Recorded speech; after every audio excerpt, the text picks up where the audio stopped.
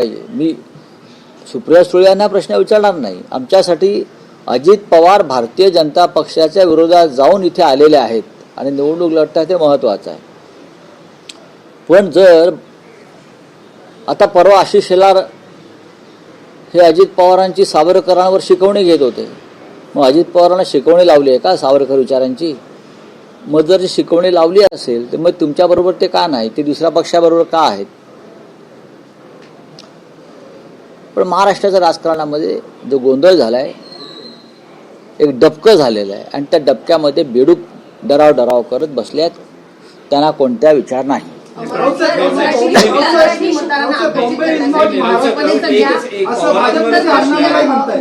पवारांवरच प्रश्न आहे की तुम्ही असं म्हणतात की दोन्ही विचारधारा वेगवेगळ्या आहेत पण एकत्र व्यासपीठावर आहेत, तर हे चित्र बघताना तुम्हाला आश्चर्य वाटतं की नाही? आश्चर्य वाटायला नको आणि खंते वाटायला नको. सध्या आहे फक्त ये न केन प्रकारे माझी माणसं निवडून आली पाहिजेत, लोक एकत्र येत आहेत. तर 12 नगरसेवक किंवा परभणीमध्ये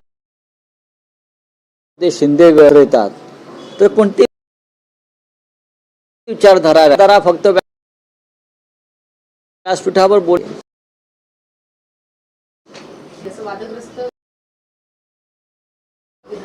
शिंदेच्या पक्षाचं काय म्हणणं आहे, जे स्वतःला शिवसेना वगैरे समजतात, आणि महाराष्ट्राचे मुख्यमंत्री देवेंद्र फडणवीस जे म्हणतात की सूर्यचंद्र असेपर्यंत मी मुंबईला महाराष्ट्रापासून वेगळं होऊ देणार नाही, बरं का? पक्षाचेच पुढारी इथे येऊन मुंबई महाराष्ट्राची नाही असं म्हणतात. एकनाथ शिंदेनं उत्तर दिलं पाहिजे, त्यांच्या लोकांनी उत्तर दिलं पाहिजे. मुंबई महाराष्ट्राची नाही असं तुमचे स्टार प्रचारक सांगतायत. हा जो कोणी अण्णा फण्णा झन्ना मलाही आहे, बरं का, हा विचार भाजपचा आहे का? तो भाजपचा नेता आहे. नेता असेल तर तुम्ही त्याच्या विरुद्ध, या अण्णा मलाई विरुद्ध इथे गुन्हा दाखल केला पाहिजे, महाराष्ट्रद्रोहाचा. महाराष्ट्राच्या राजधानीविषयी तो असं कसं का वक्तव्य करू शकतो? 106 मराठी हुतात्म्यांचा अपमान भाजपच्या अण्णा मलाईने केला असेल तर महाराष्ट्राच्या मुख्यमंत्र्यानं त्याच्यावर गुन्हा दाखल करून त्याला ताबडतोब अटक केली पाहिजे. त्याला मुंबईच्या बाहेर जाऊ देता कामा नये. कोणी लुंग्या सुंग्या येईल आणि मुंबई महाराष्ट्रावर अशा प्रकारे जाऊन आमच्या तोंडावरती चप्पल मारून जाईल. कुठे आहे तुमचा स्वाभिमानी बाणा? हे धनुष्यबाण ज्यांनी घेऊन चोरलाय किंवा जे शिवसेना म्हणून मिरवतात, का त्यांच्या तोंडामध्ये आता गोळा बसलेला आहे कापडाचा?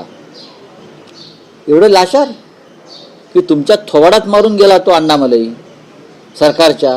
आमचं आम्ही बघू, आम्हाला काय करायचं ते. हा कृपाशंकर बोलतो मुंबईचा महापौर उत्तर भारतीय होईल. अण्णामलाई सारखा माणूस येऊन सांगतो की मुंबई महाराष्ट्राचीच नाही. हा, देवेंद्रजीने याच्यावरती उत्तर द्यायला पाहिजे.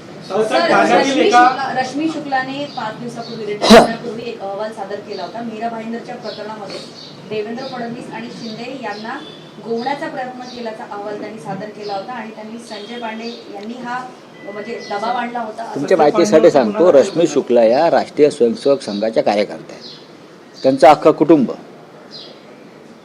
हे भाजप आणि राष्ट्रीय स्वयंसेवक संघाचे कार्यकर्ते म्हणून ते काम करतात आणि त्या वर्दीतल्या संघाच्या कार्यकर्त्या होत्या. त्यांच्या अहवालावरती विश्वास ठेवता येणार नाही. तसं नसतं तर त्यांना एक्सटेन्शन दिलं नसतं ना, संघाच्या दबावामुळे दिलंय. ते तिथे काय दुर्लक्ष. चला आप हिंदी में बोलिए. मराठी प्रश्न आहे.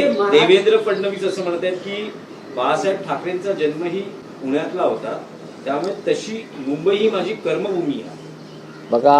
फडणवीस म्हणतात. अण्णा मलाईवरच्या वक्तव्यावर आधी तुम्ही उत्तर द्या, मग जन्मभूमी, कर्मभूमी, धर्मभूमी काय ते आम्ही बघू. बाळासाहेब ठाकरेंचा इतिहास काढण्याचा तुम्ही भानगडीत पडू नका. त्या खोदकामात तुम्हीच गाडले जा. फडणवीस साहेब, तुमचा स्टार प्रचारक मुंबईत येऊन तुमच्या थोबाडीत मारून गेला अण्णामलाई. बरं का? आता तुम्ही त्याच्या लुंगीमध्ये तोंड लपवणार का? सांगा ना. मुंबई महाराष्ट्राची नाही, ही सुरुवात जे आम्ही म्हणतोय मुंबई तोडण्याचा प्रयत्न सुरू आहे भाजपचा, ही चाचपणी आहे. चला, थँक्यू.